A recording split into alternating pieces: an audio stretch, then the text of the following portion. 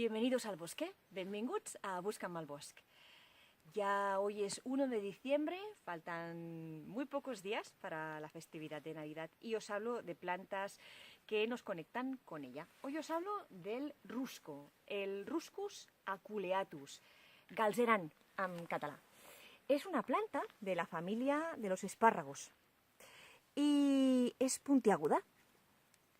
Tiene unas hojas que en realidad no son hojas, porque fijaos, los frutos crecen justo en medio de la hoja. Los frutos siempre crecen en el tallo. Estos son pequeños tallos que se llaman filocladios, cladodis, y la flor saldría de en medio del tallo, son como unos tallos adaptados, aplanados, y luego sale el fruto. ¿Por qué os hablo de esta planta? Pues esta planta ha sufrido una explotación importante, igual que el acebo, en estas fiestas de Navidad. De hecho, es una planta protegida, no se puede recolectar. Y este fruto rojo tan bonito, que nos conecta con la Navidad y las cosas navideñas, es tóxico. De hecho, se han producido ingestas accidentales y tiene saponinas, contienen jabón, entre comillas. Las saponinas lo que provoquen en nuestro organismo son vómitos y en niños muy pequeños convulsiones.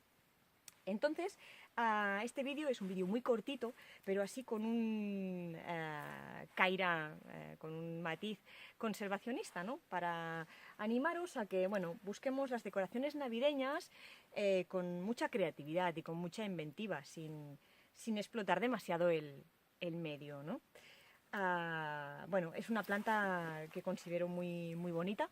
Tanto cuando florece como cuando fructifica nos da unos colores preciosos. Por eso yo animo a plantarla en casa si podéis. Uno de los pocos apuntes ya que nos queda de otoño para seguir disfrutando en el bosque. Nos vemos. Hasta pronto.